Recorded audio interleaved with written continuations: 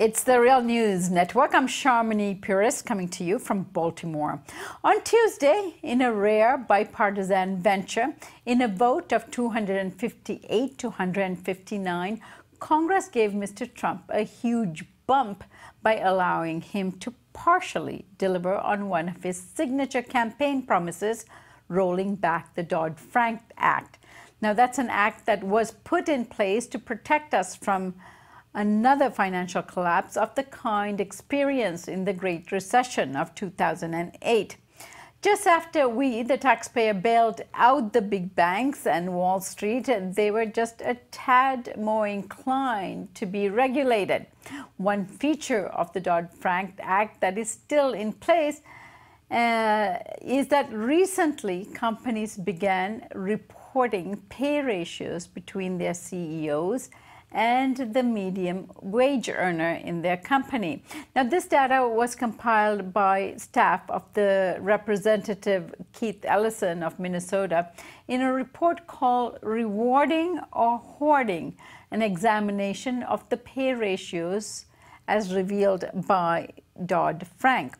Now, according to this report, pay ratios among the country's largest corporations are as large as 5,000 to 1. The average CEO to medium wage earner ratio is 339 to 1. That's the average ratio. Now, this represents a tremendous increase over 1965, when the average CEO to medium wage earner ratio was only 20 to 1. Joining me to analyze this issue and Representative Ellison's recently released report is Sarah Anderson. Sarah directs the Global Economy Project at the Institute for Policy Studies in Washington, D.C., and is co-editor of the IPS website, inequality.org. Thanks for joining us, Sarah. Glad to be here. Thank you. Now, Sarah, although the Dodd-Frank Act was passed 8 years ago in 2010, it is only now that this data is being released, compiled, and analyzed. Why is that? Yeah, it's taken 8 years for us to get this data comparing CEO pay to median worker pay so long because corporate lobby groups had a fierce campaign to try to get rid of this part of the Dodd-Frank bill. They tried to get Republicans to repeal it in Congress, and in fact a bill to do that did pass the House but didn't get through the Senate. Republicans on the SEC Commission tried to stall it and delay it and weaken it.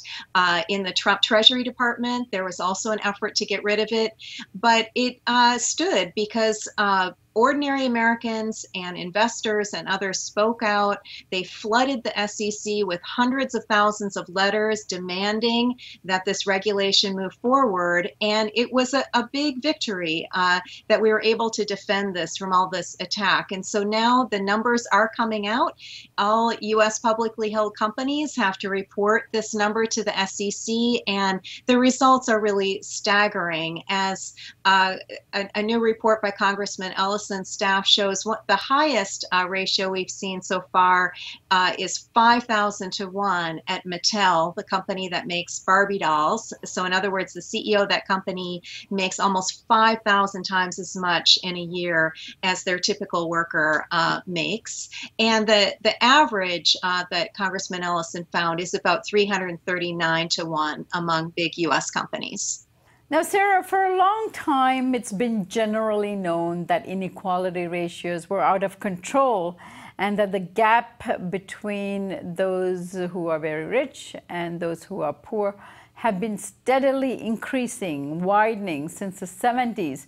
And also, we've known that since the 70s, wages haven't increased very much for the working classes. It's been almost at a standstill.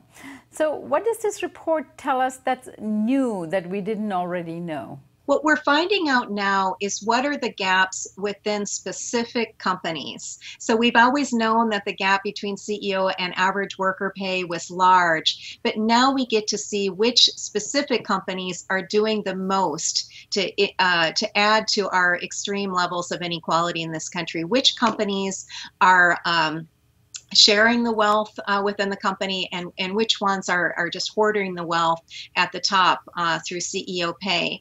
And what I'm particularly excited about is not just that we're getting this new information, it's all the ways that people can use this information to build on this and put real teeth into these kinds of reforms. So I had the pleasure of being very involved in an effort in Portland, Oregon in 2016, where they passed the world's first tax penalty on companies that pay their CEO more than 100 times their typical worker pay. And that tax penalty on extreme CEO worker pay gaps is in force this year in Portland. So we'll find out at the end of the year how much money they raise from companies that do business in Portland, and that will range from Wells Fargo because they have branches there, and Walmart because they have stores there, and other places are looking at doing the same thing. This kind of legislation to put a tax penalty on companies with extreme gaps has been introduced in 6 different states. San Francisco is also looking at it, and I can only think that now that the numbers are starting to roll out, which will make a tax like that quite easy to implement, that many other places will consider doing this kind of thing. All right, Sarah, what are some of the other most egregious companies when it comes to these kinds of huge pay gaps between workers and CEOs? Right. Well, it's probably no surprise that Walmart is right up there close to the top. Their ratio was more than 1,188 times, I think, worker pay, with the CEO making about $23 million last year. And in the retail sector in general, we're seeing some of the biggest gaps also at companies like Lowe's and Home Depot. Another one that jumped out is Marathon Petroleum. They have a lot of gas stations around the country, and their ratio is also nearly 1,000 to 1 because of the low pay for those gas station workers. We're also learning a lot about companies' business models and how many workers they have in other countries, because the median worker pay is based on their global workforce. So many companies are revealing that 82%, for example, of their employees are outside of the United States. Median worker might be in Nicaragua or China or other places. So that's an additional benefit of this disclosure regulation, is finding out more about the offshoring practices of so many of the big U.S. companies. And Sarah, are any of the companies coming out somewhat surprised by their own data and information and trying to correct this in any way? We haven't seen that so much yet. Congressman Ellison's report includes some kind of almost humorous responses from some companies. The CEO of Public Storage made a particularly rich comment about comparing his pay to the pay of his workers is like comparing fruit to Star Wars or something. You know, just what he does is so far beyond the skill level of any of the 5,000 or so employees at his company that, how dare you even try to put them on the same level. And so we're eliciting a lot of responses that reveal just what a bubble these CEOs tend to live in, how totally disconnected they are from the lives of the workers who obviously contribute a lot of value to these companies. And I think it's revealing, a huge flaw in the U.S. business model, that these gaps are not good for business. They reveal the